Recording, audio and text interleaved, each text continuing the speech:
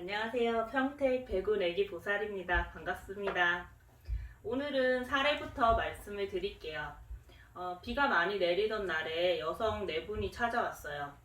60대 초중반 분들이셔서 이제 자식 혼사 문제, 뭐 손주, 손녀 교육, 뭐 사위 재산, 뭐 사업하는 거, 뭐 아들 이혼 문제, 뭐 재발한 무릎 수술을 뭐 해야 하나 말아야 하나, 뭐 기타 등등 주제가 엄청 다양했어요.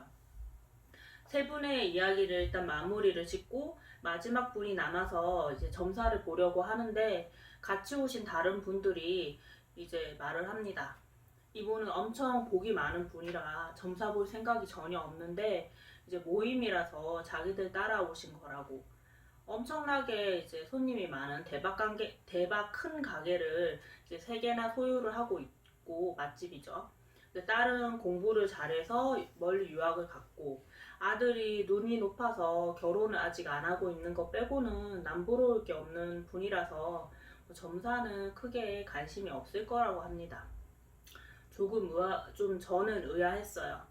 왜냐면 함께 온 네 분 중에서 이제 얘기가 길어질 것 같아가지고 마지막 순서로 이제 미뤘던 분이거든요.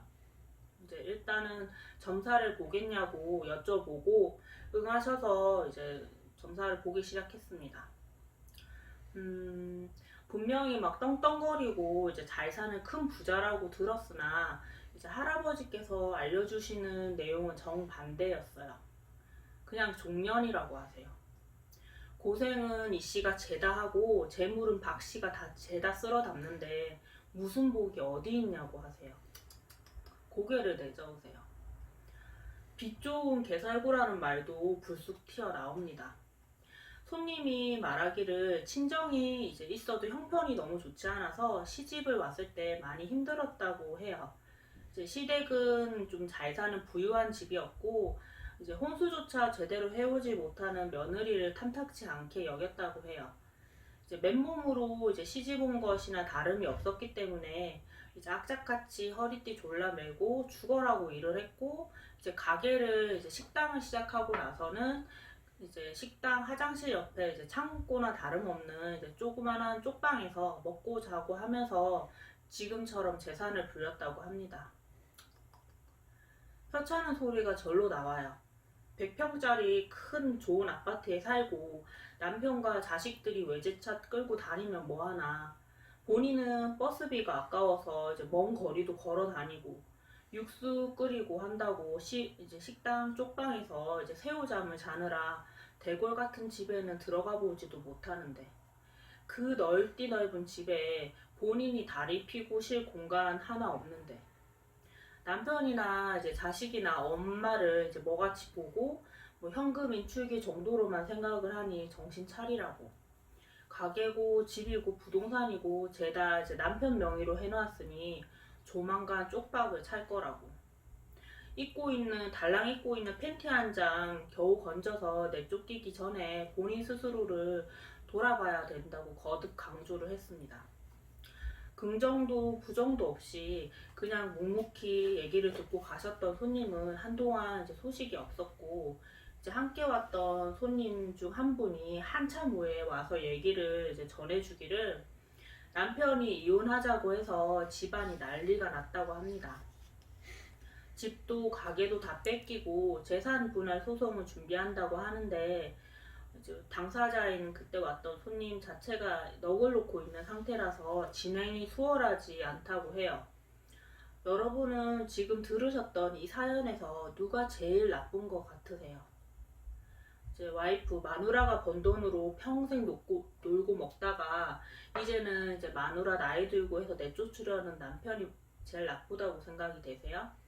아니면 엄마가 이뤄낸 엄청 잘 되는 이제 대박 가게를 홀랑 삼키고 아버지 편에 서서 이혼을 지지하는 아들? 아니면 이제 엄마가 달랑 맨몸으로 내쫓기게 됐는데 공부 때문에 이제 한국으로 들어올 수 없다는 딸? 저는 다 제외하고 본인 스스로가 가장 큰 잘못이라고 생각을 해요.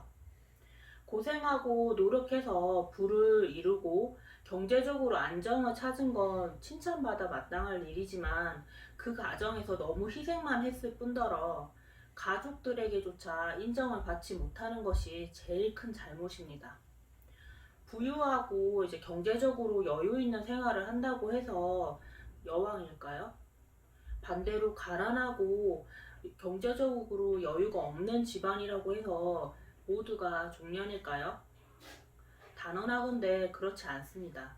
재산이 천금처럼 쌓여 있어도 누리지 않으면 그건 부유하다고 할 수 없어요. 과거에는 출신 성분에 따라서 만인도 되고 종년도 되었다지만 오늘날에는 그러한 신분 제도가 없어요. 아내로서 부모로서 내가 희생해서 집안을 일으켜 세운 것이 나쁘다는 말이 아니에요. 내가 집안을 일으켜 세우고도 금전을 앞세워서 남편과 자식들에게 갑질을 하지 않은 것이 나쁘다고 하는 것도 절대 아니에요. 이제 스스로를 학대하고 자신을 챙기지 않은 것이 안타깝고 안쓰럽다는 거예요. 내가 노력하고 희생한 것을 가족들이 알고 감사하고 함께 힘내서 가정을 발전을 시키는 것은 바람직합니다. 하지만 40년이 넘는 세월 동안 스스로를 학대하고 모른 척하고 방치한 것은 큰 실수예요. 남편과 자식들에게 엄마는 내 와이프는 원래 이런 사람이야. 챙겨주지 않아도 되고 24시간 일만 하는 게 당연한 사람이라는 인식을 누가 만들어 준 걸까요? 가족을 위해서, 남편을 위해서, 자식을 위해서 내가 희생하는 게 당연한 시대는 이미 오래전에 사라졌습니다. 한 사람의 일방적인 희생이 아니라 미래를 위해서 가족이 함께 노력을 하는 거예요. 흰 쌀밥에 갈비는 가족이 모두 모여서 오순도순 나눠 먹는 거지. 자식과 남편 입에는 기름칠을 하고 나는 식은 밥이나 먹는 건 희생이나 사랑이 절대 아니에요. 자식을 사랑하고 아끼고 자신 스스로를 사랑하고 아끼고 소중히 해야 다른 사람을 온전하게 사랑하고 받아들일 수 있어요. 내 스스로가 자신을 종년으로밖에 취급을 안 하는데 어느 누가 대체 나를 챙기고 대우를 할까요? 사치하는 게 여왕이 아닙니다. 남편 혹은 자식을 코끝으로 막 부려먹는 게 여왕이 아니에요. 내가 여왕이면 내 남편은 당연히 왕이 되고 내 자식은 왕자 공주가 되죠.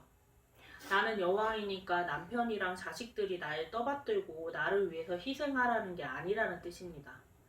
나를 아끼고 챙겨야 가족들도 나를 아끼고 걱정합니다. 꼭 명심하셨으면 좋겠습니다.